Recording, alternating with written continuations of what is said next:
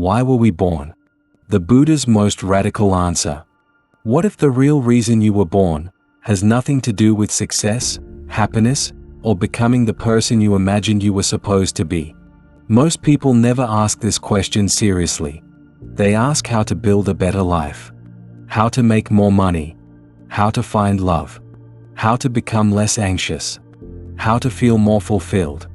But beneath all those questions, there is a deeper one. Why are we here at all?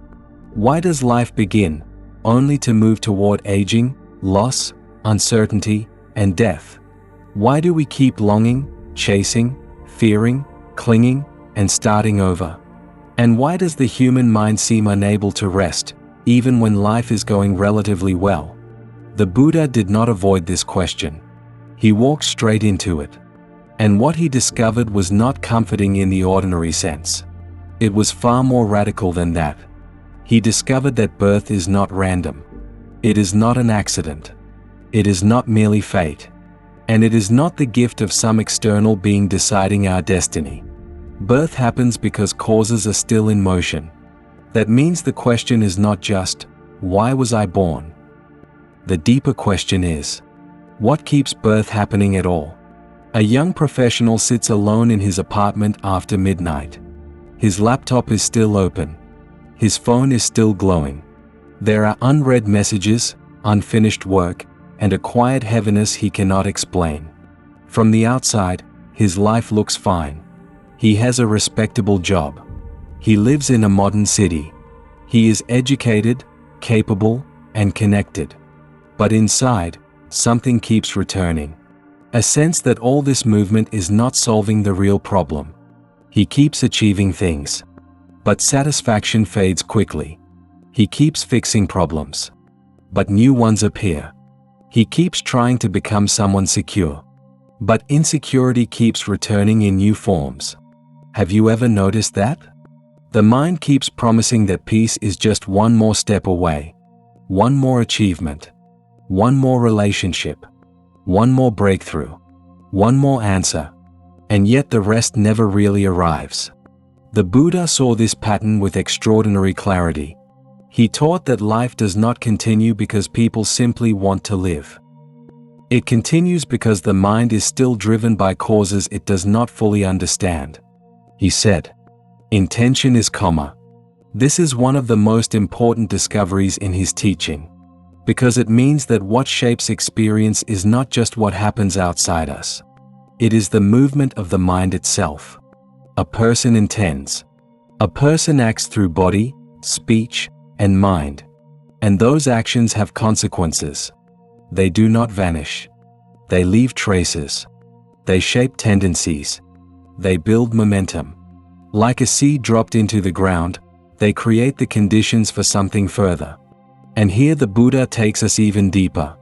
He explains that existence is not a single event. It is a chain of arising. A process. A condition unfolding. With ignorance as condition, formations arise. With formations as condition, consciousness arises. With consciousness as condition, name and form arises.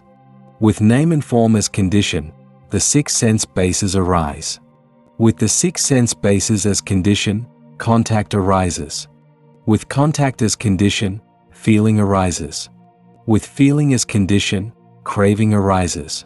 With craving as condition, clinging arises. With clinging as condition, becoming arises. With becoming as condition, birth arises. This is not abstract philosophy. This is the architecture of suffering. And it is also the architecture of repeated existence. So when someone asks, why was I born? The Buddha's answer goes much deeper than purpose. You were born because the causes of birth were not yet exhausted. Birth continues because ignorance continues. Craving continues. Clinging continues. Becoming continues. As long as the engine is running, the wheel keeps turning. This is why the Buddha did not begin by teaching people how to make life prettier. He began by teaching them how life actually works.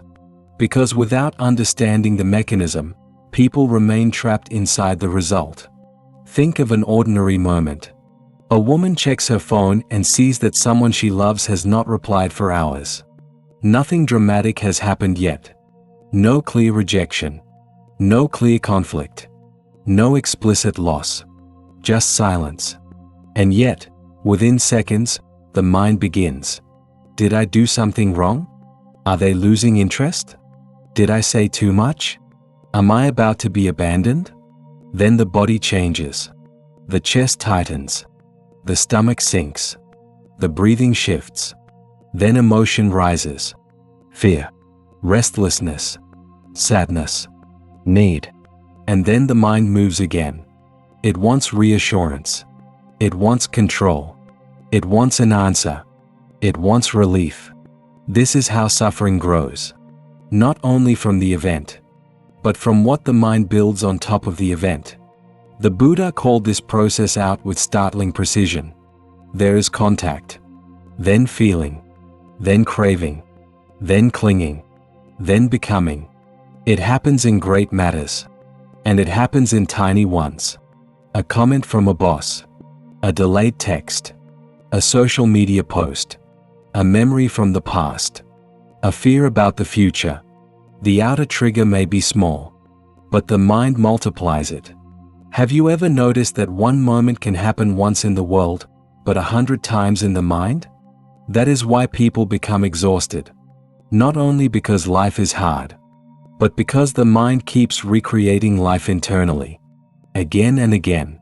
And this is where the Buddha's teaching becomes shocking. He is not merely saying that life contains suffering. He is saying that what we call my life is deeply entangled with ignorance, craving, and clinging. We keep being born into our reactions. Born into anger. Born into fear. Born into desire. Born into identity. Born into the need to become someone. This is why the Buddha did not treat birth as a simple blessing. He looked directly at what comes with birth. Aging. Sickness. Death. Sorrow. Lamentation. Pain. Grief. Despair. He saw that as long as birth continues, these follow. And that changes the whole tone of the question. The question is no longer, how can I make this cycle more enjoyable? It becomes, what is keeping the cycle going? A man spends years building a successful life. He works hard. He becomes respected. He buys the things he once dreamed of. He travels. He upgrades his lifestyle. He proves himself. And yet, sometimes late at night, when everything becomes quiet, another truth appears. Nothing he got stayed satisfying for very long. Each success gave relief. Then the relief faded. Each pleasure gave excitement. Then the excitement faded. Each gain created new anxiety. How do I keep it? How do I protect it? What if I lose it? What if this still is not enough? This is what the Buddha meant by the instability of conditioned life. What is gained can be lost. What is built can decay. What is loved can change. What is experienced can end. All conditioned things are subject to fading. This is not pessimism. It is honesty. And strangely, this honesty is the beginning of freedom. Because the mind suffers most when it demands permanence from what is impermanent. We want stable peace from unstable conditions. We want lasting identity in a changing process. We want the world to promise us what it cannot promise. So again, why are we born? From an ordinary point of view, people might say, we are born to love, to learn, to grow, to achieve, to find meaning. Those answers may contain something beautiful. But the Buddha goes deeper than beauty. He points to the mechanism itself. We are born because the causes of birth have not been uprooted. And yet this human life contains something rare. The possibility of seeing those causes clearly. That changes everything. Because now life is not merely a stage for pleasure, pain, ambition, failure, and repetition. It becomes a field of understanding. A place where the process can finally be observed. A place where suffering can be understood instead of merely endured. A place where craving can be seen instead of obeyed. A place where clinging can be felt instead of automatically justified. And once that seeing begins, another kind of life becomes possible. Not a life without feelings. Not a life without pain. Not a life without change. But a life in which the mind is no longer blindly chained to every feeling, every urge, and every identity it passes through. This is why the Buddha taught the Four Noble Truths. There is suffering. There is a cause of suffering. There is an ending of suffering. And there is a path leading to that ending. This is not just one teaching among many. This is the answer to the whole problem of repeated becoming. Without seeing suffering clearly, people keep personalizing it. Without seeing its cause, they keep blaming the wrong things. Without seeing its ending, they keep settling for temporary relief. Without walking the path, they keep repeating the same inner patterns in different outer forms. So what is the path? Right view, right intention, right speech, right action, right livelihood, right effort, right mindfulness, right concentration. This is not merely moral advice. It is a method for dismantling the causes of suffering. A way of retraining the mind so that ignorance weakens, craving weakens, clinging weakens, and becoming weakens. And when the causes weaken, the result weakens. That is the beauty of dependent origination. If things arise due to causes, then when the causes cease, the result also ceases. The Buddha did not leave us with a mystery. He left us with a path. Imagine sitting quietly for 1 minute and simply watching the mind. A thought appears. Then another. A memory rises. An image comes. A fear forms. A desire forms. A mood shifts. And if you watch carefully enough, you will see something extraordinary. None of it stays. Thoughts arise and pass. Emotions arise and pass. Impulses arise and pass. Even identities arise and pass. So why do we suffer so much? Because the mind does not merely observe these things. It grabs them. It says, "This is me. This is mine. This is what I am. This is what I need. This is what must not happen." And there, suffering becomes personal. The Buddha cut directly through this illusion.